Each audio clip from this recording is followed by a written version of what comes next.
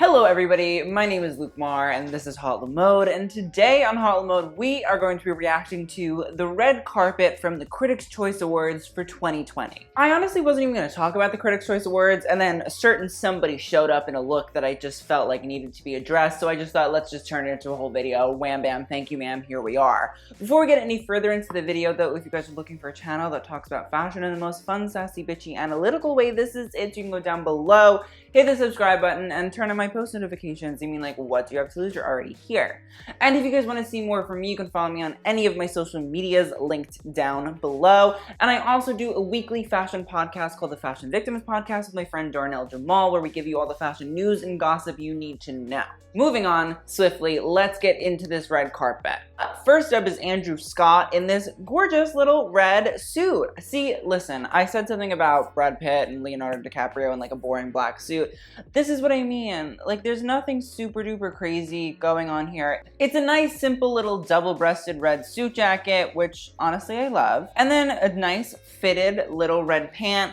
Again, look, there's a loafer there. I'm not obsessed. Or they're not a loafer. It's like a broguey sort of, you know, men's dress shoe. Am I absolutely obsessed? No, obviously not. But, you know, they're red. They're not just black and like shiny little PVC leather. Like, ooh. They're simple. They're effective. They're different. And then, listen, he could have just put a white shirt underneath and called it a day. I've been like, oh my God, I'm so fashion. Or a black shirt underneath. But no. We get this interesting little pink sort of velvety, splotchy looking shirt, and I want to know more about it. I want to know her. I want to like be a part of her. I'd like to see where she goes. I'd like to get to know her. I matched with her on Tinder. So yeah, honestly, Andrew Scott, nice moment. Nothing crazy, ridiculous, over the top. It's a nice fitted suit. Men, you can do it. See? Next up is Anne Hathaway in Atelier Versace. Okay, so let's talk about it. I do like the sleeves, and I also love the deep plunging neckline. I think the girls look great on Anne. Very happy about that.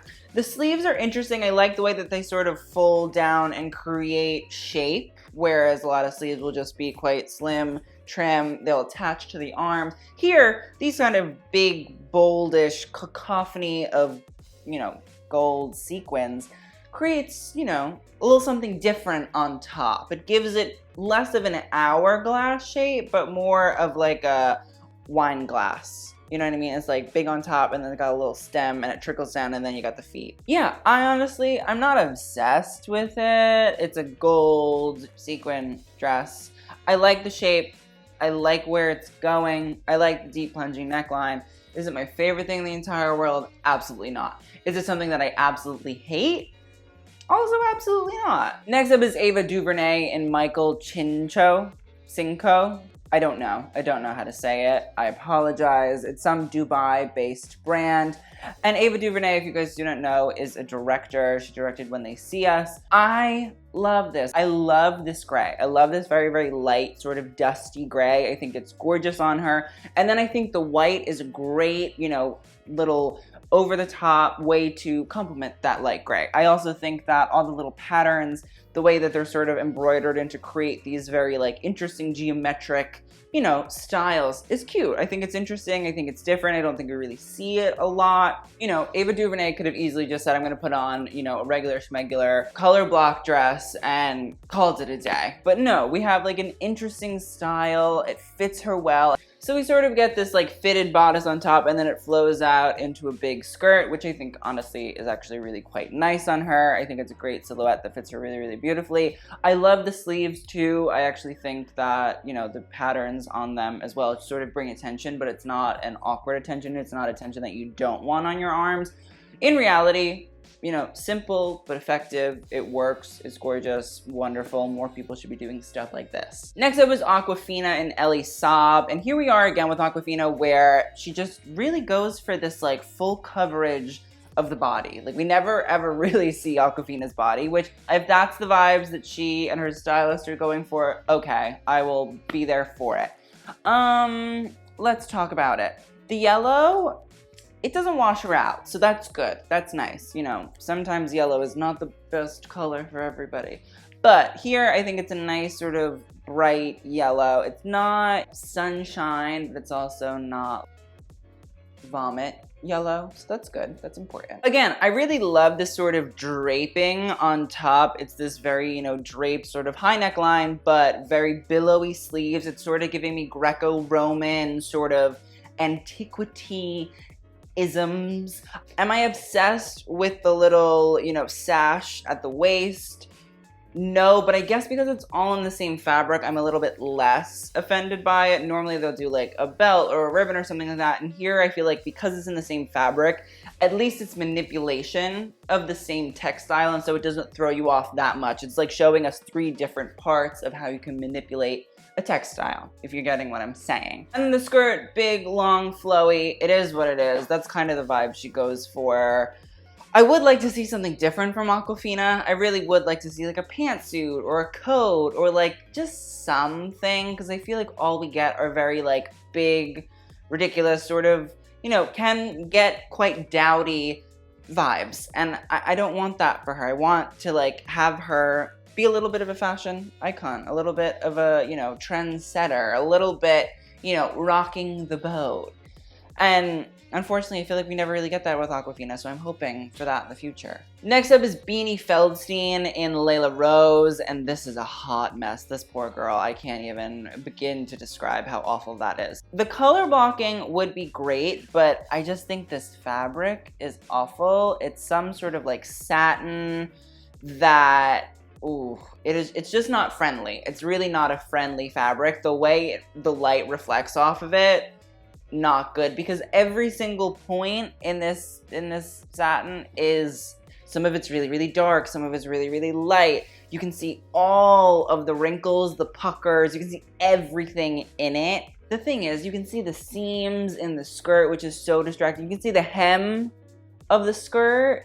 So no, you don't want that. And I think that maybe, you know, I'm not a big ribbon as a strap sort of vibe, but like those ribbons are far too big. Like they're so gigantic. I think they would have been much better, much, much smaller and not so in your face. This fabric is just not good for her at all. I don't think it's good for anybody, really. Like there are very few people that I'm gonna be like, wow, this satin's nice. I can see the bra, you know, wiring and, you know, cup through it, and I just don't want that for Beanie. I feel like we had a really, you know, we were going somewhere with that Oscar de la Renta moment for the Golden Globes, and now I have this, and I'm like, what's happening? What's happening? I don't like that at all. Moving on. Billy Porter in Hogan McLaughlin, and no. I love Billy Porter to death. I think that he is amazing. I think that he's really like taken strides. He's pulled moments. He's created, you know, conversation about fashion, but this is just ugly. Listen, I love when people go outside of their comfort zone. I think that is great. I think that is wonderful. It's all about learning. Fashion is always a learning experience, no doubt. This is a learning experience for Billy Porter that, you know, you can wear stuff, you know, whatever you want to a certain extent. Listen, a man or a person that identifies as a man wearing, you know, predominantly women's clothes or clothing that was designed for women, that is groundbreaking, that is amazing, that is wonderful. Great, you get points for that. But if it's fucking ugly, it's fucking ugly. And this is fucking ugly. And, you know, that's it. It's ugly. It's an awful, awful, awful, you know, square neckline. Who told you that was, I don't even know. If you're gonna do a square neckline, it should cover like half of your face. Like it should be like a ridiculous architectural moment. This is not the moment. Listen, points for the necklace and the bracelets that are sort of making me think that there's a sheer butterfly top underneath, because like that's what they were going for, and that sort of works. Not well. I'm not saying it works well. I'm not saying it's attractive or something that I would say or recommend you emulate, but there's an illusion there, because at first I was like, why is he wearing a sheer butterfly top? But, so that's what that is. It's the necklace and the bracelets, and then it's like little, what I can only assume are butterfly tattoos all up on the body. So yeah, just the dress is not attractive. The two-tone is not cute.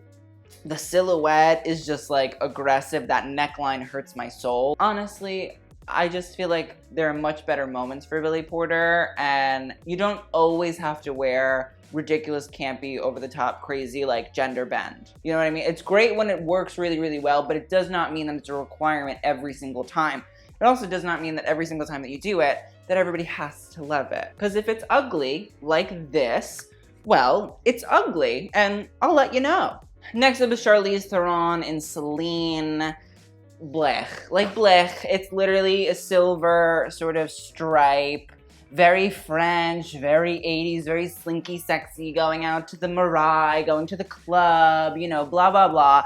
And then we put a blazer over it. Like she got cold leaving the club after she went out, and her French boyfriend put a blazer on her. That's it. That's literally what this outfit is. It's boring, it's gross, it's tacky, who cares? And again, like this is Celine. Eddie Slimane, like Celine, the king of like, you know, perfection and, you know, having this 80s, 90s, 70s look that he has, you know, perfected. But yet, I very rarely see an interesting red carpet dress or suit from him. So, anything else, Eddie? Is this all we have? Like, refurbished 70s, 80s, 90s looks? Next up is Chrissy Metz in 11 Honoré. And now with 11 Honoré, if you guys didn't know, is a website and a manufacturer that creates clothing that are from high fashion brands, but for plus size women. They help the designers out with finding out how to, you know, cut patterns for plus size women. They find how to, you know, get fabrics that will work for plus size women. And so I actually think every time I've ever seen Chrissy Metz on a red carpet, it's been like, you know, a circle fabric with a hole cut out and sleeves. Like it's never been nice.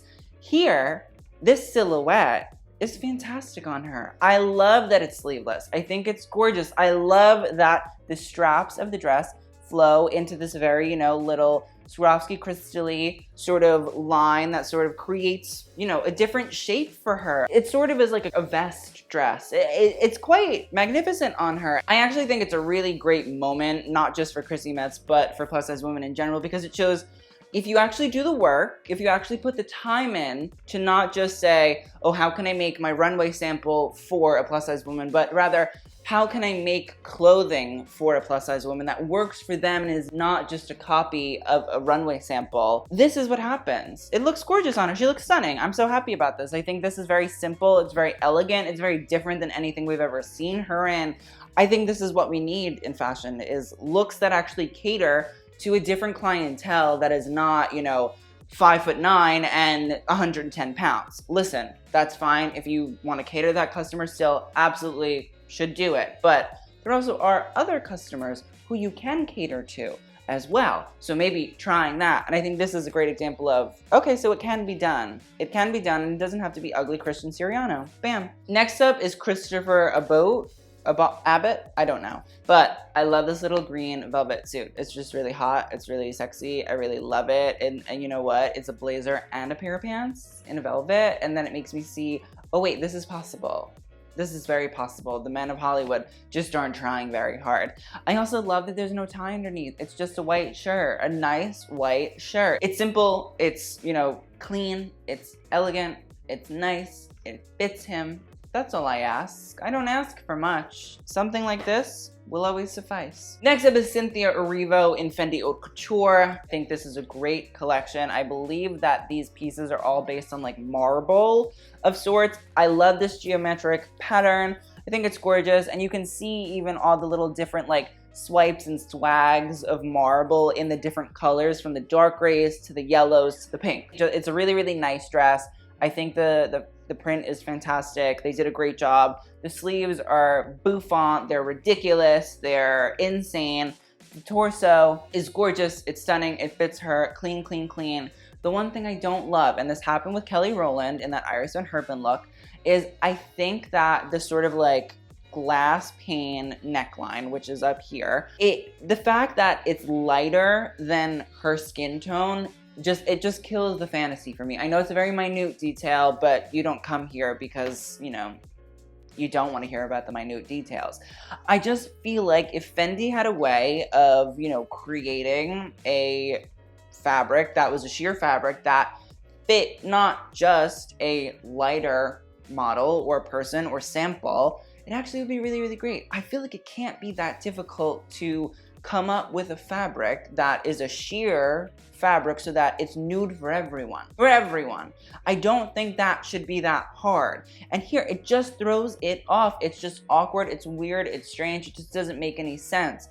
It's Fendi haute couture. Why are we not getting it into, you know, that haute couture realm where, you know, we find a darker sheer panel to make this dress? I don't understand why that can't happen. I just don't get it. I don't get it. If somebody in the comments can explain to me that it's just not physically possible, then we can talk about that. But until I have an actual reason as to why that is not physically possible, I'm gonna say Fendi, this is a real disappointment, and it doesn't absolutely ruin the look because Cynthia Erivo looks great. The dress is fantastic, but it kills the vibes. It kills what could have been perfect. Next up is Florence Pugh in Prada. I'm not obsessed. Like, listen, it's very Prada. You know, it's a silver dress with all little paillettes and, you know, fringes and bells and whistles and great, great, great. Is it really of any interest? You know, does it denote from a Prada collection that we love, that we can, you know, still reminisce about? No, not really. So, you know, what's the point? Why aren't we getting those like crazy 70s Prada prints on dresses? Like, why aren't we getting, you know, beautiful Prada nylon dresses and looks and styles? Why are we not getting more like Prada accessories too? Because, like, listen, Prada's all about great accessories, you know what I mean? Like great bags, great hats, great shoes, but somehow we're just getting, you know, sort of boring styles and looks. And so I just feel like it could be much more interesting. I really like Florence Pugh. I think she's really great. I think she, you know, took the cake in Little Women, but I expect more of her. I expect more from her and her style team. Maybe this is her first red carpet season. I don't know if they're going for glitzy glam like Ana de Armas, which could be great, but I need to know that. I need to know where we're going so that I can continue with that storyline. But, you know, this Prada dress is just a bit blech. Like, put a fucking jacket on it. Like, there are so many beautiful Prada, like, cardigans, coats, jackets. Where's that? Like, why does it have to be just, you know, a strap, you know, gown? Like, why? Like, why can't we do something a little bit different, a little bit extra? That's what Prada is. Prada is mixing crazy colors and prints and styles and fabrics and textures, and yet we get paillette silver dress. Okay. Next up is Greta Gerwig in Alberta Ferretti, and this is a custom look. I don't know if it's actually pants and a jacket or if it's a jumpsuit. I'm not super positive. Oh, it must be, yeah, it's a blazer. Okay. I'm not like obsessed. It's a green, it's a very dark green velvet, you know, blazer and flare sort of pant. Maybe it's the angle they shot her from. It's just a bit blah, you know what I mean? Like, there's nothing really that interesting going on with it. It's double-breasted. It has some little, you know, jewel brooches, lots of pockets. I just don't think it's like a fantastic look. It's just whatever. Next up is Gwendoline Christie wearing Dior Men, which Gwendoline is a friend of Kim Jones, so that kind of makes sense. Gwendoline is low-key becoming her own little style icon, so I'm excited. Obviously, I don't really think she was nominated for anything, so she's not really like going to show up and show out, which is fine. It's definitely the Kim Jones style of men's suits. It has this little sort of silky, you know, lapel on one side that falls into a scarf of sorts. I kind of wish the scarf was longer. I know that in a lot of the men's collections, they're much, much longer. And so I feel like maybe that would have created a little bit more drama, a little bit more difference, but also this angle that I'm seeing her at might not be the best to describe the look. Let me see if I can find another one. Yeah, even the photos that I'm seeing, it seems like the stance that she took might not have been the best to highlight the look. And I don't know. I just don't know if it works. I see what Kim Jones is going for here. It's sort of creating this little dispersion with the silvery gray silk, you know, scarf, but I just don't know if it does what it's intended to do. If it's intended to sort of create a different shape, sort of draw the eye to a certain place, I don't think it does that, unfortunately, at all. It just really doesn't do what it's intended to do, if it was even intended to do that, and so it's a bit disappointing. Next up is Janet Mock in Valentino. Oh god, I don't know why this was done. It's just not a nice Valentino dress. Like, I wouldn't want to have said it was Valentino if I was the Valentino PR team, because Yeah, no, it's just frumpy, dumpy, umpy. It's like, you know, a gigantic piece of fabric that sort of just has a seam, you know, at the waist that's kind of rumpled and frumpled up. Jason Bolden, I don't know if you're still doing this, but disappointing. Very disappointing. I also don't think that the bicep length gloves are helping at all. At all. I don't think, I know they're not helping at all. No, they're just not attractive. I don't love that at all. No. It's just, it's an ugly look. I love Janet Mock, but it's a very ugly look. Next up is Jennifer Lopez and George's Hobika. You know, it's a tight-fitting dress on J-Lo. It has, you know, sheer cutouts on the side. It has jewelry to create a waist. You know, it's piped in little crystals. I like the color on her, I guess. But again, like, boring J-Lo. Here we are, again, once more. I'm a bit tired of it, so meh. Next up is Joaquin Phoenix, and I don't know who the woman is. I'm not going to talk about her look because I don't know her. So that's that. But I didn't get to talk about this at the Golden Globes because there just was too many looks to talk about. But Joaquin Phoenix, from what I know, is wearing Stella McCartney. And his way about going about climate change and doing something for it is he's only wearing this one Stella McCartney look for the entirety of red carpet season, which is great. I love that. I'm so happy about that. I think that's wonderful. I think that's stunning. But you know, it also shows that there is sort of a bit of a very much so, you know, disparity between women and men in terms of red carpet dressing. Obviously, I think the way we go about red carpet dressing here on Hot Mode is a bit different than in how it's done, you know, in the past. Maybe not all the way in the past, but I try to give everybody the benefit of the doubt. I'd like to hope that I think I do. But I think if a woman was to do this where they just wore the same outfit every single red carpet, people really would like shit on them. I would like to think that I wouldn't shit on them because I would expect them then to have that one look and then style it in different ways. I feel like that's the way to go about this, is to really like style it in different styles for each red carpet. Use different shoes, use different jewelry, use different, you know, accessories like gloves, bags, hats, coats, that kind of stuff. I feel like that's a great way to go about doing that if you're gonna do it. So Joaquin Phoenix, I appreciate that. I'm very happy about that. Hopefully in the future, women can do that as well and not be absolutely raked over the coals by the media, including myself, because I think maybe that's an interesting way that we're going to be, you know, thinking, talking, discussing fashion in the 2020s. And as how the whole climate change, you know, discussion and movement is going forward in the world, I just think it's important to talk about. Next up is Joey King in Prada. And see, this Prada look I like. I'm into this. I like this gold, silver, lame sort of style. It's not really a lame. Maybe it is. No, it's not. Is it? Yeah, that's lame-esque. I love that it's fitted. I think it fits her beautifully. And the waist, maybe it's just, no, it just fits her beautifully. She looks fucking stunning. Like her waist looks like it is literally 6 inches across, which is crazy. I think that it looks like tinfoil, and you know what? It's not super duper crunchy, runchy, munchy all over it. It does have a bit of a crunch, a bit of, you know, lineage and sort of, you know, wear and tear in terms of it's not like, you know, steamed and perfectly straight. Sometimes that could not be great to have, you know, a lot of creasing. But here I think it actually adds a little bit of dimension to the dress, and I feel like, again, playing with light. A really important thing about a lot of this red carpet stuff that I guess I never really realized until now is that light is, you know, it's important to how you're interpreted. The way that light works is light bounces off of a dress or an outfit and essentially creates a color through the use of light. The more light there is, the lighter the garment will be. But, you know, the less light, the darker the garment's going to be. So that affects how we interpret an outfit through a photo.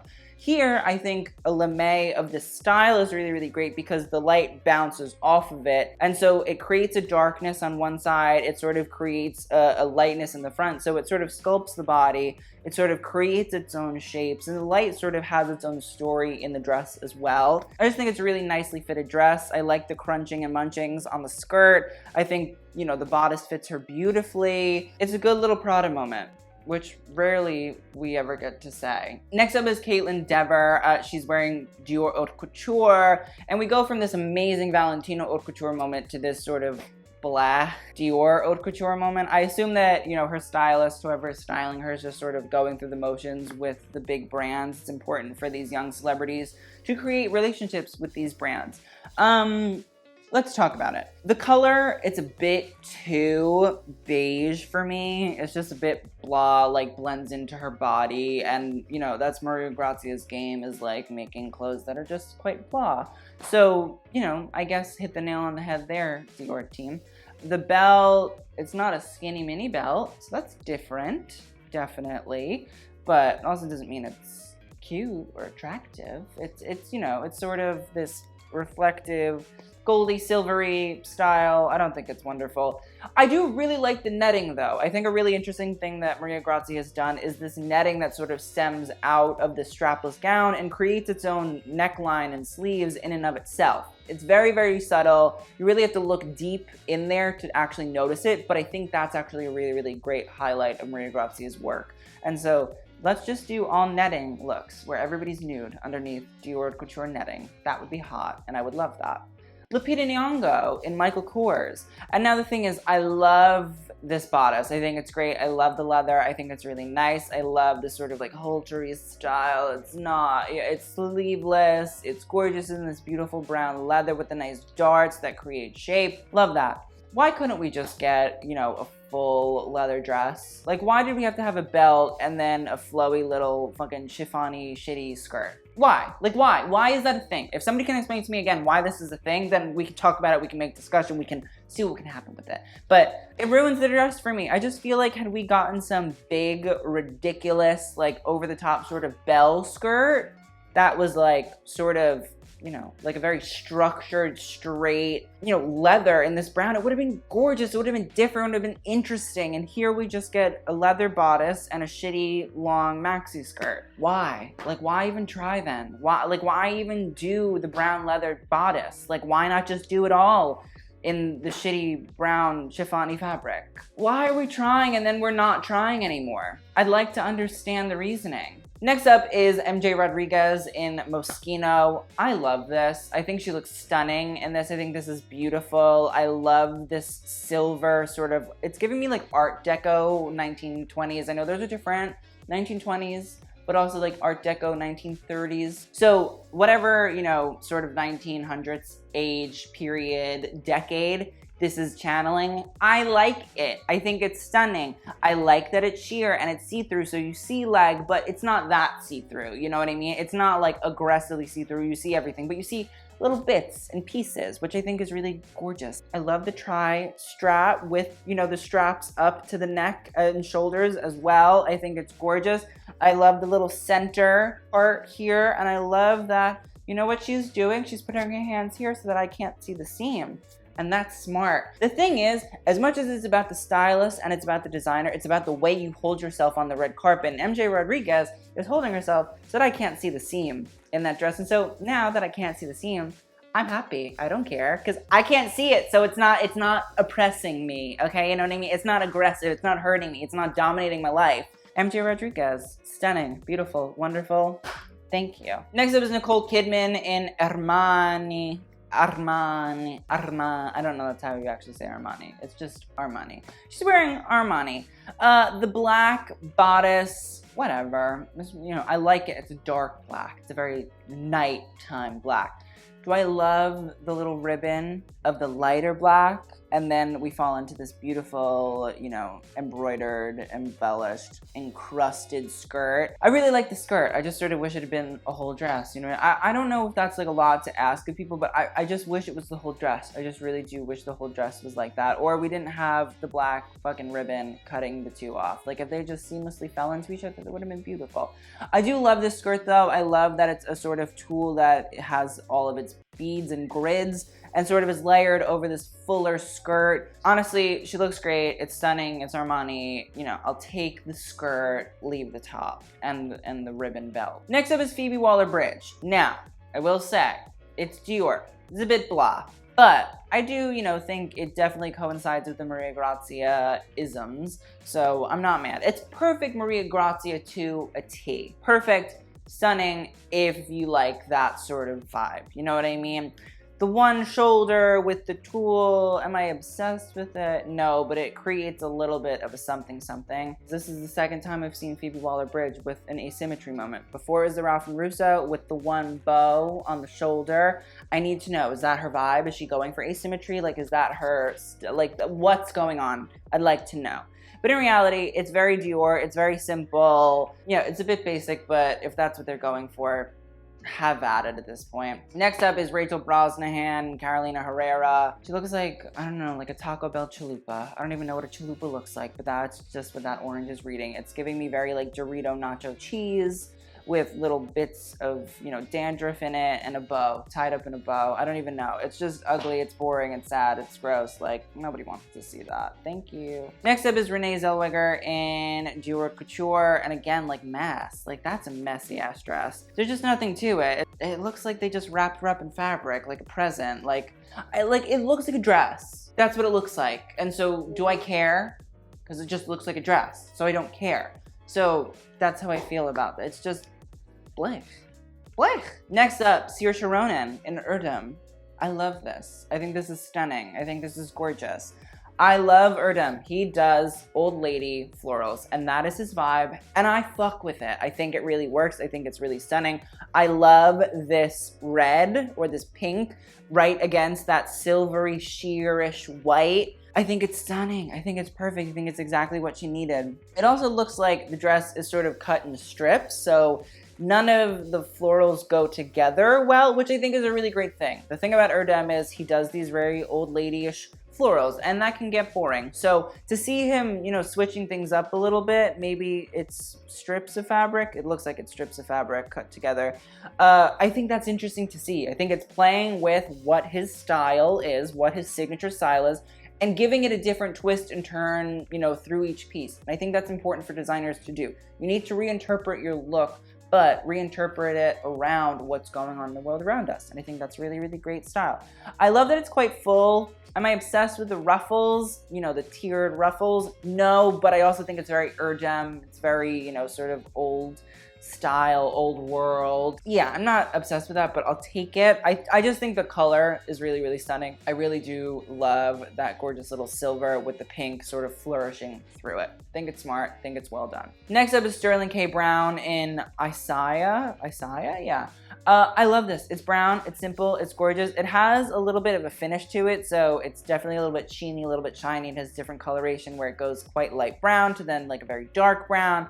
Do I love the little, you know, gigamy shirt underneath? No. And I just wish that the tie was the same as the actual suit, and I feel like that would have been perfect. But I feel like with the tie having a print, that makes it too much. You can have a printed shirt, but a printed shirt and tie, back it up, rethink it, you know what I mean? But the rest of the look is stunning. The pants fit in beautifully, the shoes match gorgeously. Next up is Thomasin McKenzie. I don't know who she is, but she's wearing Louis Vuitton. And honestly, I love this look. Like, where is this look, Nicola? Where is this look? Because it's stunning, it's ethereal, it's beautiful. It could be my wedding dress. I love the nice little light color. I love the little lace. I love the bib, you know, style in here. It's giving me very like laid back Victorian vibes, and I'm about it. I'm really about it. I think it's stunning. I think it's simple. I think it's effective. So next up is Zendaya. Let's talk about this look, because honestly, it's the only one that, you know, I actually really cared about, and pretty much the only reason I actually was doing this video. So she's wearing this Tom Ford Spring Summer 2020 look, and I love it. I think she looks stunning. I think her hair is fantastic. I think the makeup is gorgeous. She looks much better than any of the models from the Tom Ford show.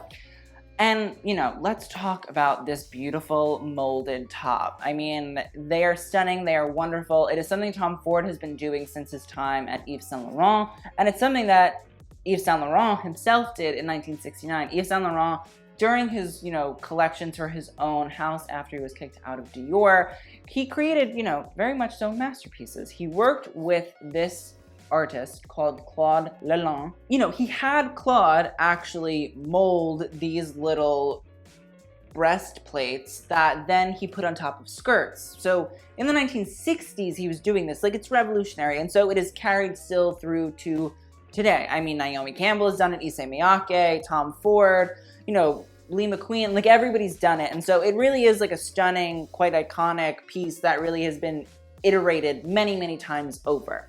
And so Tom Ford is redoing it here as well.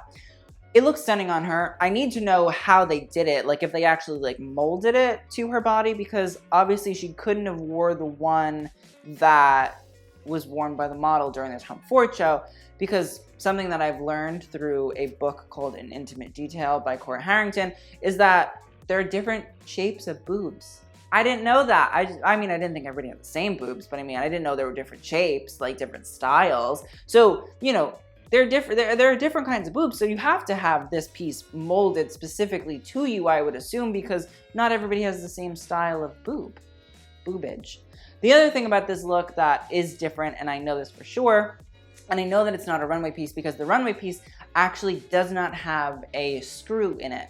In the Zendaya piece, there is a screw actually done in this molding as well that, you know, is different than the runway piece. So it's not the runway piece. So, you know, there's a lot of like shock and awe that goes into this look that I think just in general people are really interested in, because it's just a very interesting garment that we don't really see a lot and we don't really see worn a lot. I like the style of the skirt, but I have an issue, and it might not be an issue with Tom Ford or Zendaya or Laura Roach, her stylist.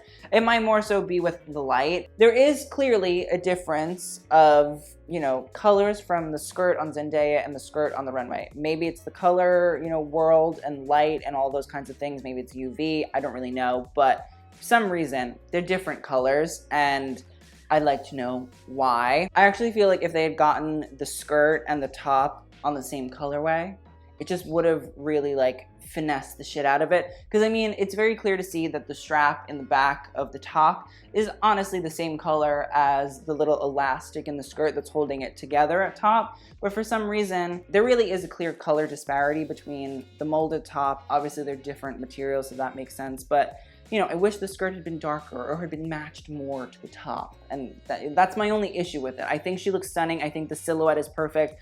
I think everything about it is great, but I just wish that the color of the skirt had matched the top. But I love Zendaya. I love that she's taking risks. This is the first time we're seeing her in 2020, and already she's turning fucking looks. So I'm excited to see where the rest of the year goes, honestly. So that is the end of my Critics' Choice Awards video. I hope you guys enjoyed. I'd love to know what you guys think in the comments down below. I will see you guys in the next video, and TTYL.